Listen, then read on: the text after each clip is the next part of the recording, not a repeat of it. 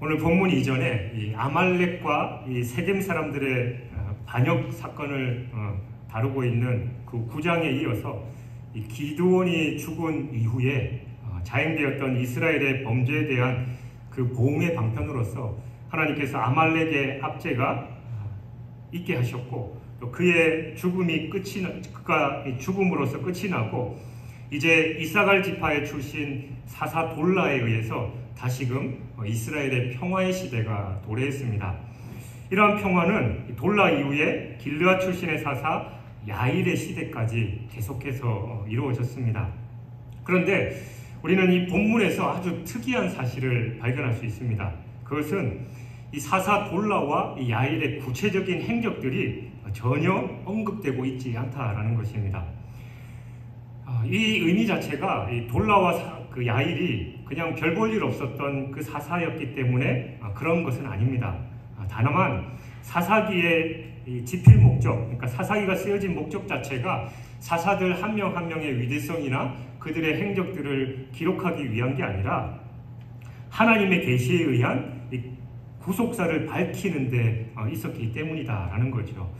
사실 본문을 근거로 추정해 보건대 이 돌라와 야일은 사사로서의 그들의 임무를 충분히 잘 감당했음에 분명합니다. 왜냐하면 그들의 과오에 대한 언급이 성경에 전혀 없을 뿐만이 아니라 그들이 이스라엘을 다스린 이 45년 동안 이스라엘이 태평하고 풍요로웠다라는 것만 봐도 우리는 충분히 알 수 있습니다. 오늘 본문은 딱 5절이라는 이 짧은 구절 속에 이 두 사사의 행적을 기록하고 있습니다. 그런데 이렇게 짧은 본문 속에 1절은 이렇게 시작하지요. 아비멜렉의 뒤를 이어서, 그렇게 기록하면서 이 두 사사가 등장한 배경이 기록되어 있습니다. 그러니까 성경 기자가 특히 이 도입 구절을 언급한 것은 아주 특별한 의미가 있습니다. 곧 아비멜렉의 후에 나타난 사사들과 또 아비멜렉 사이에 그 차별성을 부각시키기 위함이었다라는 겁니다. 아비멜렉의 통치 기간은 3년에 불과했지만 그에 관한 기록은 우리가 살펴봤듯이 9장 전체에 기록되어 있습니다. 그러나 이 45년을 통치한 돌라와 야일은 두 사람 전체의 행적에 대한 기록이 합쳐서 겨우 5절밖에 안 된다라는 거예요. 그러나 아비멜렉이 이 두 사사들보다 결코 위대했던 것은 아니지요. 오히려 그 반대였습니다. 아비멜렉이 통치한 이 3년은 악정의 기간이었고, 돌라와 야일이 통치한 45년은 반대로 평화의 시기였던 것입니다. 그만큼 돌라와 야일이 큰 문제 없이 자기 자신의 직분을 감당했다라는 것을 나타내주고 있는 것이지요. 아비멜렉이 이스라엘을 괴롭게 한 지도자라면 돌라와 야일은 묵묵하게 자기의 본분을 다한 그런 지도자다라고 할 수 있습니다. 아비멜렉이 이스라엘을 소란케 했던 그 이유는 바로 그 자체가 공명심으로 똘똘 뭉쳐 있었기 때문이었죠. 그의 관심은 오로지 자기의 이름을 높이고 자기의 통치 기반을 확고하게 하는 데만 쏠려 있었습니다. 그래서 경쟁이 될 만한 자기 형제 70명을 그 자리에서 다 죽이는 것은 물론이거니와 자기의 권력에 반기를 든 세겜 사람들, 자기를 도와서 자기가 왕이 되게 했던 그 친족 세겜 사람들을 몰락시키는 그런 악행을 저지르고 말았습니다. 그는 지도자로서 이스라엘의 평화에는 별 관심이 없었습니다. 오직 자기 자신에만 관심이 있었던 사람입니다. 여러분, 이 공명심으로 똘똘 뭉쳤던 이 아비멜렉의 뒤를 이어서 이스라엘에게는 어떤 지도자가 이어받았어야 했을까요? 바로 자기의 이름보다는 이 공동체의 평화와 안녕에 더 관심을 기울이는 그런 지도자를 백성들은 원했고, 또 그런 지도자가 이스라엘에 필요했습니다. 즉, 오랜 분열과 이 다툼 속에서 상처나고 피곤한 이 백성들을 위로해주고 또 화평을 이룰 수 있는 그런 지도자가 필요했던 것입니다. 이에 하나님은 돌라와 야일을 평화를 위한 일꾼으로 적합하다라고 여기시고 아비멜렉 이후에 이스라엘의 지도자로 세우셨다라는 것입니다. 하나님이 지도자에게 권위와 능력을 부여하신 이유는 자기의 지도자 개인의 이름을 내기 위함도 아니고 그 사람 개인의 권력을 세우기 위함도 아닙니다. 하나님께서 그 지도자를 그 공동체에 세우신 것은 오직 그에 의해서 통치받는 사람들의 유익과 평화를 위해서인 것이죠. 지도자가 자기 이름을 내기 위한 것에만 눈멀 때 그 통치를 받는 온 백성은 괴로울 수밖에 없습니다. 지도자는 자기를 세우신 하나님의 뜻을 바로 알고 자기 공동체의 안정과 또 평화가 정착하도록 최선을 다해야 하는 겁니다. 자기 이름을 내기에 여념이 없는 그런 사람이 공동체의 지도자가 되면 그 공동체는 반드시 분열과 다툼이 일어날 수밖에 없습니다.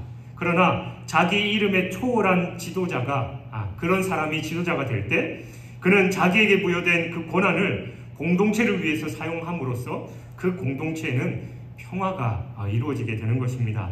바로 이런 지도자가 하나님께서 기뻐하시는 지도자입니다. 자기 이름에 연연하지 않고 공동체의 유익과 평화를 위해서 묵묵하게 일하는 그 일꾼들이 많을 때 바로 이 하나님의 나라는 든든하게 세워질 것이며 교회 공동체도 마찬가지지요.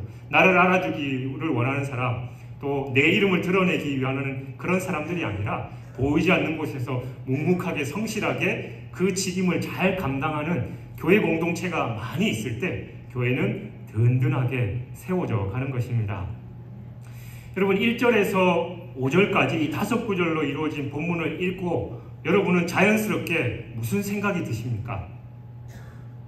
그냥 이 본문을 읽어보면 지극히 평범하다라고 우리는 느끼게 됩니다.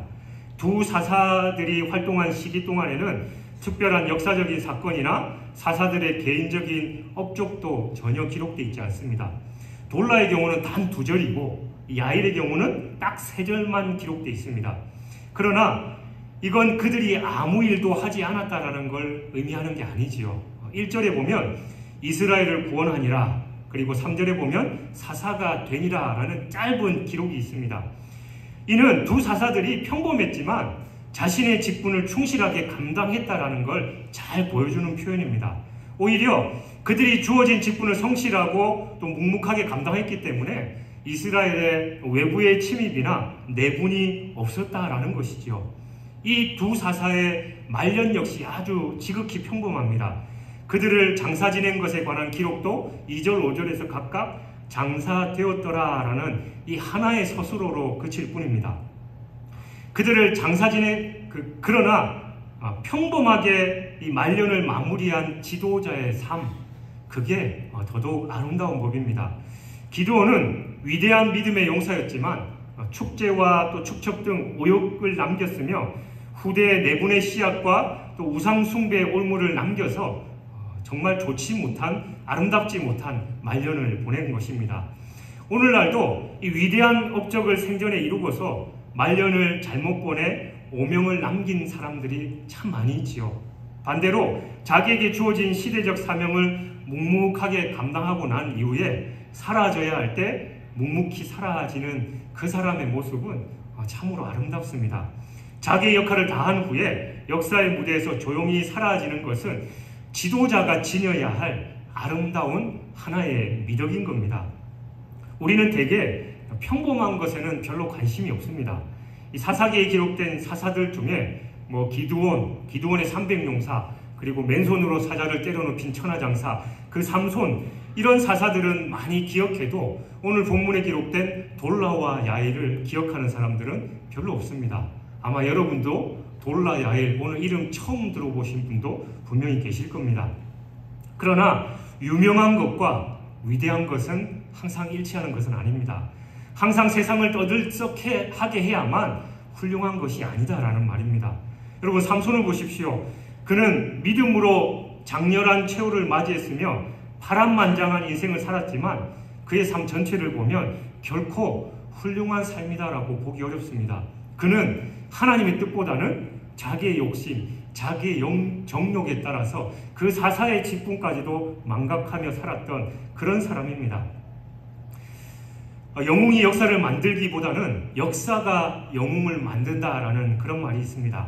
그러니까 시대적 소명에 따라서 자기 일을 하다 보면 불가피하게 파란만장한 삶을 살게 되고 또 역사적으로 의미 있는 수많은 역사적인 업적을 남기기도 한다라는 거죠. 그러나 역사의 이름을 남기는 것만이 반드시 훌륭한 것은 아닙니다. 역사 속에는 악명으로 이름을 남기는 경우도 허다하기 때문입니다. 반면에 이름 없이 살다간 역사의 인물 중에도 묵묵히 신앙의 길을 가면서 구속사의 일꾼으로서 일한 그런 종들도 얼마든지 많이 있다라는 것을 우리는 기억해야 합니다. 히브리서 11장에는 아브라함과 모세와 같은 이 신앙의 위인들에 대한 기록들도 있지만 이름 없이, 그러나 그 믿음에 있어서 아브라함과 모세 못지않은 수많은 믿음의 선진들에 관한 기록들이 있습니다. 때로는 단 한 문장도 되지 않는 몇 구절에 속해서 삶이 요약된 경우도 있지만 심지어는 이름조차 언급되지 않은 경우도 있다는 겁니다. 그러나 그들 모두 훌륭한 믿음의 선진들입니다. 비록 역사에 그들의 이름이 기록되지 않는다 하더라도 그들의 삶 자체가 성경에 기록되어 있다는 것, 바로 그 삶을 하나님께서 기억하시고 또 인정하신다라는 증거인 것이지요. 역사는 창조적 소수에 의해서 발전한다라는 그 역사가 토인비의 말처럼 역사는 소수의 뛰어난 사람들에 의해서 진행되고 또 이루어지는 것처럼 보입니다. 그러나 이런 역사관은 진실의 일면을 말하기는 하지만 그것이 곧 진리는 아닙니다.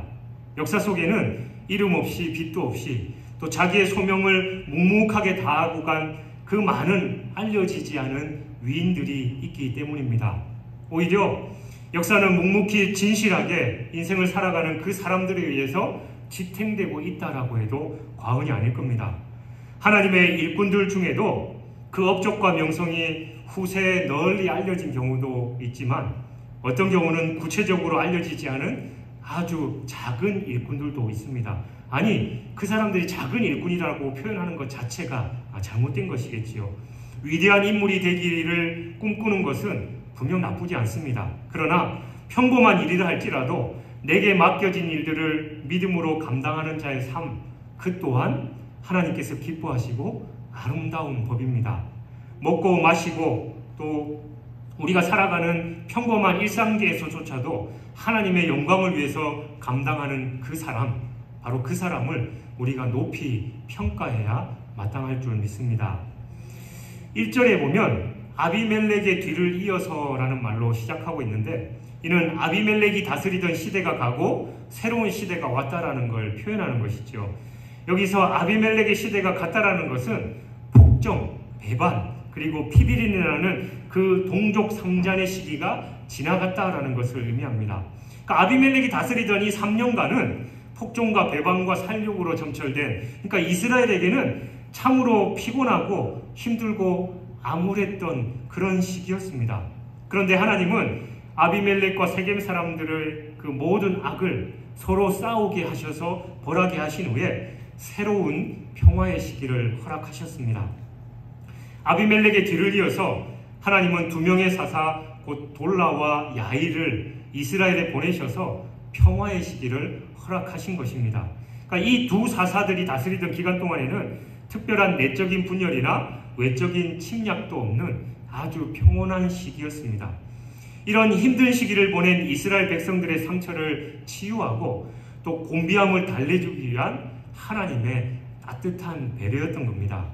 사람은 힘의 경 고난을 너무 오랫동안 겪게 되면 내적으로 또 외적으로 힘을 잃어버리고 좌절에 빠지기 쉽습니다. 신앙적인 소원과 의지마저도 상실한 채 절망의 나락에서 헤어나올 수 없게 됩니다. 만일 우리가 이런 상태에 오래도록 방치된다면 영영 일어서지 못할지도 모릅니다. 그러나 하나님은 자기 백성의 이 곤비한 상태를 그냥 오랫동안 방치해두지 않으십니다. 하나님은 힘들어 지친 자기 백성들의 탄식하며 부르짖는 소리를 듣고 계십니다. 신음에도 응답하시는 분이십니다. 애굽에서 힘든 고역으로 인해서 고통당하던 이스라엘 백성들의 그 부르짖음을 들으시고 구원자 모세를 보내셨던 것처럼 하나님은 아비멜렉의 시대에 고통당하며 지쳐있던 그 이스라엘 백성들의 처지를 아시고 새로운 사사들을 구원자로 보내주셨던 것입니다. 이처럼 하나님은 곤란한 상황에 처한 그 백성들을 돌보시고 또 위로하시며 평화를 주시는 분이십니다. 고난과 역경이 끊이지 않는 우리의 삶에 때로 넘치는 위로와 평화의 시기가 찾아오는 것은 우리의 형편을 헤아리시는 그 하나님의 은혜이자 하나님의 돌보심 때문인 것이지요.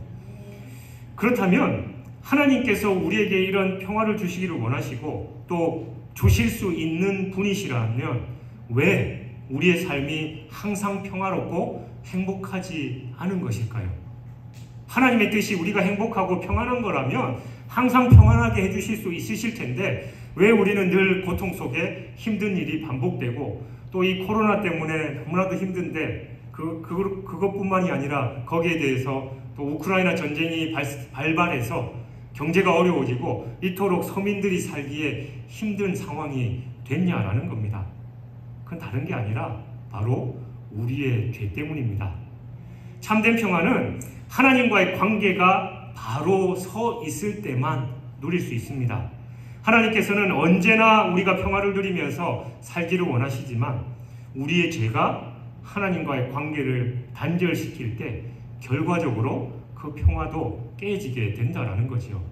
곧 우리가 참된 평화를 누리지 못하는 건 하나님께 그 책임이 있는 게 아니라 우리 자신에게 있다는 걸 우리는 기억해야 합니다.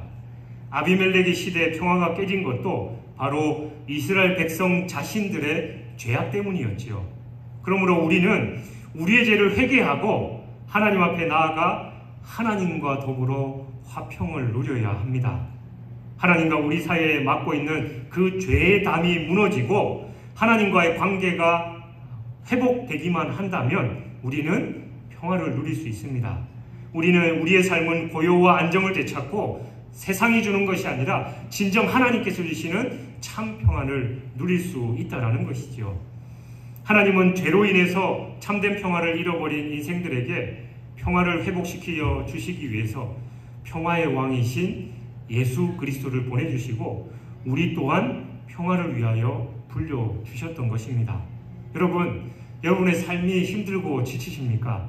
여러분의 마음이 늘 괴롭고 쉼이 없고 또 고달프기만 하십니까? 위로와 평화를 주실 수 있는 바로 예수 그리스도께로 나오시길 바랍니다. 예수님께서 우리의 삶의 모든 경향을 잠재우시고 세상이 줄 수도 없고 알 수도 없는 참된 평화를 허락하실 것입니다. 아비멜렉의 뒤를 이어서 평화를 주신 하나님께서 동일하게 힘든 시기를 살아가고 있는 우리의 삶에 참된 평화 그리고 위로를 허락하실 것입니다. 2절과 4절을 볼 때 이 돌라와 야일 두 사사가 통치했던 시기가 합쳐서 45년입니다. 이 45년의 기간 동안 이스라엘은 내외적으로 큰 풍파 없이 평온한 시기를 보낼 수 있었죠. 또 4절에 보면 야일의 30 아들들이 어린 나귀 30을 탔고 성읍 30을 두었다라고 기록하고 있습니다. 그러니까 아직 이스라엘에는 말이 없던 그런 시기였습니다. 근데 야일의 아들들이 나귀를 탔다라는 것은 이 안정을 바탕으로 어느 정도 번영을 이루었다라는 걸 상징적으로 나타내 줍니다. 이처럼 삶이 안정되고 번영을 누릴 때 신앙의 성장을 이루고 또 풍성한 신앙의 열매를 맺어야 할 적기인 것입니다. 일반적으로 신앙은 역경을 통해서 고난을 통해서 성장한다라고 말하지요. 마치 식물이 비바람을 견딤으로써 뿌리를 더 깊이 내리고 튼튼해지는 것과 같이 우리 신앙도 역경을 통해서 뿌리 깊은 신앙으로 자라나게 됩니다. 그러나 이 식물이 성장함에 있어서 비바람뿐만이 아니라 온화한 기온과 또 따뜻한 햇살이 필요한 것처럼 신앙이 성장하는 건 역시 역경뿐만이 아니라 평안의 또 평온의 시기도 필요한 것입니다. 그런데 평온한 시기를 잘 보낸 경우에는 그 이후 시기가 살이 오르고 또 풍성한 열매를 맺는 축복의 시기가 될 수 있지만 그 시기를 잘 보내지 않으면 그 이후의 시기가 죽음 같은 침체기도 될 수 있다는 걸 우리는 기억해야 됩니다. 그 평온의 시기를 어떻게 보내느냐에 따라서 결과가 완전히 달라지는 거예요. 보통 운동선수들이 시즌이 다 끝나고 비시즌에 동계훈련을 하면서 열심히 체력을 만들고 다음 시즌을 준비하지요. 그 시즌을 어떻게 보내느냐에 따라서 다음 시즌에 결과가 나타납니다. 신앙도 마찬가지입니다. 우리가 하나님께서 은혜를 베푸신 그 평안의 시기에 우리가 어떻게 보내느냐에 따라서 우리의 그 다음 삶이 결정된다라는 겁니다. 이스라엘 백성들은 이 평온의 시기를 그리 잘 보내지 않았던 것 같습니다. 오늘 본문에 이어지는 6절을 보면 45년간 평온의 시기를 보낸 그들이 다시 여호와의 목전에 악을 행했다라고 기록되어 있기 때문입니다. 그들은 평온의 시기에 그 평온 속에 안주해버리고 말았던 것이지요. 특별한 어려움이 없던 45년간의 기간 동안 그들의 신앙은 부흥을 이룬 게 아니라 그저 잠자고 있었고 오히려 죄의 세력이 그 속에서 확산되고 성장하고 있었다라는 겁니다.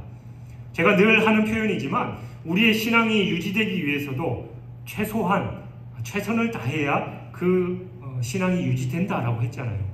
우리가 수영을 할 때 물 위에 떠 있기만 하기 위해서도 팔다리를 열심히 저어야만 물 위에 가만히 떠 있을 수 있습니다. 그러나 앞으로 더 나가고 성장하기 위해서는 열심히 팔다리를 저어야만 갈 수 있는 것처럼 우리의 신앙이 평온하고 그저 그렇게 가만히 있는다고 해서 그 자리에 유지되는 게 아니라 가만히 있으면 물속으로 깔아앉아 버릴 수밖에 없는 것처럼 우리의 신앙도 마찬가지다라는 거지요. 역경의 시기에 교회는 진리를 사수하고 신앙을 지키기 위해서 최선을 다해야 합니다. 그리고 평화의 시기에는 선교와 구제 등 선한 일에 최선을 다해야 하는 겁니다. 내부적으로 편안하니까 외부로 눈을 돌려서 하나님의 뜻을 이루어야 한다는 거지요. 교회사적으로 볼 때 밖으로 로마 제국의 핍박이 있던 그 시대의 교회는 신앙을 지키기 위해서 수많은 순교의 피를 흘렸습니다. 그 순교의 피를 바탕으로 교회는 꿋꿋하게 사도적 신앙을 유지할 수 있었습니다. 또한 2세기 이후 영지주의 등 이 기독교 이단의 무리들이 내적으로 교회를 어지럽게 할 때 교회는 이에 대응하면서 진리를 사수하기 위해서 총력을 기울였습니다. 또 19세기에 이룬 물질적 신앙적 부흥을 바탕으로 교회는 위대한 선교의 시기라고 할 수 있는 그 시대적 사명을 잘 감당했습니다. 그러나 교회가 항상 바른 자리만 지켰던 건 아니지요. 313년 콘스탄틴 황제의 밀라노 칙령으로 기독교가 공인되고 박해가 사라지게 된 이후에 기독교는 이 평온의 시기에 신앙의 생명력을 잃어버렸고 그것이 곧 로마 제국의 멸망을 가져온 하나의 원인이 되고 말았습니다. 하나님께서 역경을 주실 때 믿음의 뿌리를 내리고 진리를 지켜내야 할 때이지만 평온과 풍요를 허락하실 때는 시선을 밖으로 돌려서 선교와 구제 등 선한 일에 힘쓸 때라는 걸 우리는 기억해야 합니다. 그것이 평온의 시기를 허락하신 하나님의 뜻입니다. 그러나 그 뜻을 잃어버리는 순간 그 평온의 시기는 잠시의 위장된 평화, 마치 폭풍정야의 소강 상태처럼 불안한 시기가 될 수밖에 없다는 겁니다. 교회가 잠시의 풍요와 성장이라는 그 나른한 봄 햇살에 꾸벅꾸벅 그냥 졸고만 있으면 우는 사자와 같이 삼킬 자를 찾아다니는 사탄이 그 교회를 넘어뜨리고 말 것입니다. 이는 성도 개인의 경우도 마찬가지입니다.